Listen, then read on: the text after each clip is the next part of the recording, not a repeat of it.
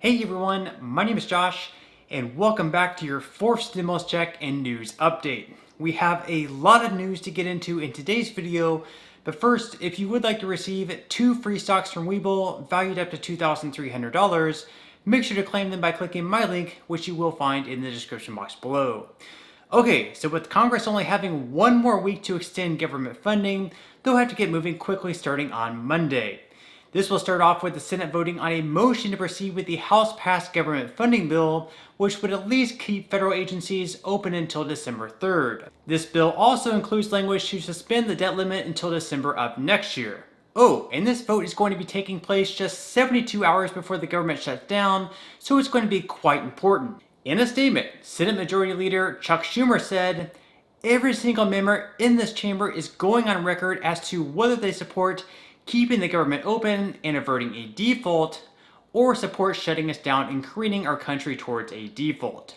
Of course, it's already expected that Senate Republicans will filibuster this particular bill, which will prevent any action from taking place. In the mind of Republicans, they want Democrats to be the sole responsible one for raising the debt limit and all of this extra spending they plan on doing. If Republicans follow through with their threat of not allowing the bill to pass, Democrats will need to figure out another way to extend government funding. One way they can do this is the do-it-alone approach, which could be done in a separate reconciliation package. At this point, Senate Majority Leader Chuck Schumer believes that Republicans are simply bluffing, and at the end of the day, will end up voting to extend the government funding, as well as raising the debt limit. So far, that doesn't seem to be the case, but we'll just have to wait and see what happens. So, what happens exactly if the government shuts down and they fail to raise the debt limit? Well, first off, it is possible that Social Security payments could end up being delayed. Secondly, people who receive food stamps may also have to wait just a little bit longer to receive their funds. Also, for the fourth round of child tax credit payments set to go out on the 15th of October, those could be delayed as well. In a statement by Treasury Secretary Janet Yellen in the Wall Street Journal, she said, "In a matter of days, millions of Americans could be strapped for cash. We could see indefinite delays in critical payments. Nearly 50 million seniors could stop receiving Social Security checks for a time. Troops could go unpaid. Millions of families who rely on the monthly child tax credit could see delays." So there is definitely going to be a lot on the line coming soon this week. This is going to be the biggest and most important issue taking place in Congress this coming week. The second being the bipartisan infrastructure bill, as well as the $3.5 trillion reconciliation package. But again, extending government funding and raising the debt limit are the biggest and most important issues for the Democrats over the next 7 days.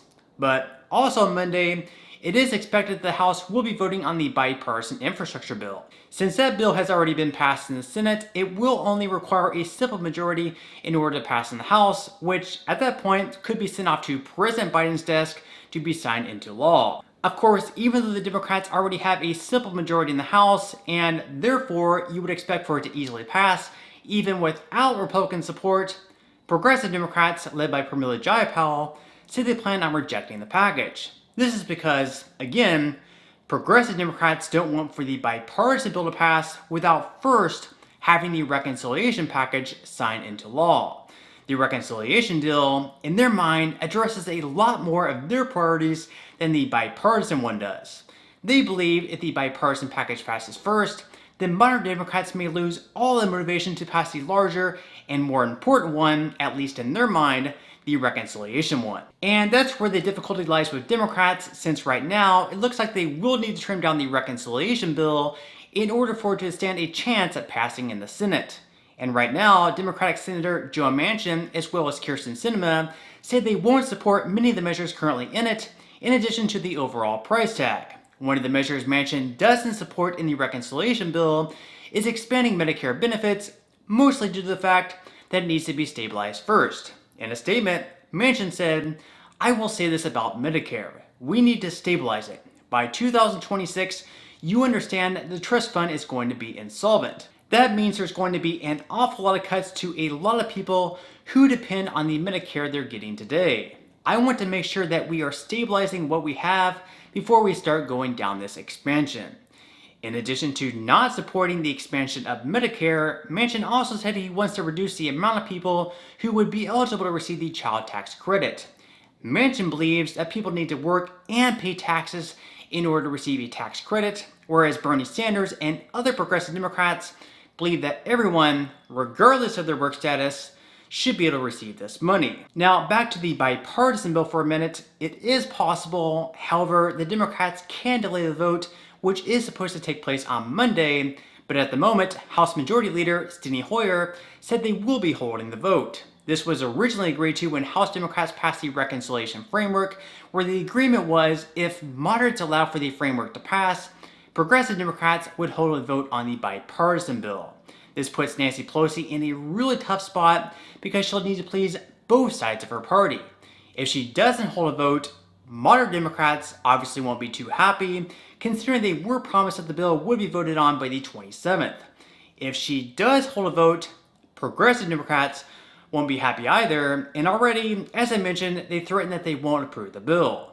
If they hold a vote and the bill doesn't pass, it makes Pelosi look bad, considering it'll seem like she failed in her leadership by not getting her team on the same side. So because of all of this, over the past week, Pelosi has been meeting privately with the chair of the Progressive Caucus, Pramila Jayapal, in hopes of working out an agreement. Time will only tell how all this plays out, but there's a very real possibility that Democrats may end up failing to pass either of the bills. Since Joe Manchin wants to lower the spending in the reconciliation package and progressive Democrats don't want to, and progressive Democrats don't want the bipartisan bill to pass without the reconciliation one first passing, then both bills, in the end, may end up falling apart. So who really knows how all this is going to play out, but Democrats really only have another year or so to pass both of the bills, considering midterm elections are coming up in 2022. And at the moment, it looks like Republicans have a really good chance of taking back the majority in the House and possibly even in the Senate. If Republicans take back the majority in either chamber, Democrats will once again have to work with Republicans in bipartisan type bills, which won't allow for them to pass these massive reconciliation bills any longer. So obviously, lots of pressure on Democrats to get both of these bills finished up. But on that note, I'm going to go ahead and wrap up this video. Again, if you would like to receive a couple of free stocks from Webull, make sure to quickly claim them by clicking my link, which you will find in the description box below. To receive the first stock, you will need to fully open an account. Then to receive the second free stock, which will be valued up to $2,000, you'll need to make a qualifying deposit of at least $5. And even if you aren't all that interested in investing or continue to invest at this point in time, you can always sell the free stocks you receive and transfer that money, however much they're worth, right back to your bank account. So free stocks or free money is completely up to you. So once again, I hope everyone has a great rest of their weekend, and I'll see you in the next video.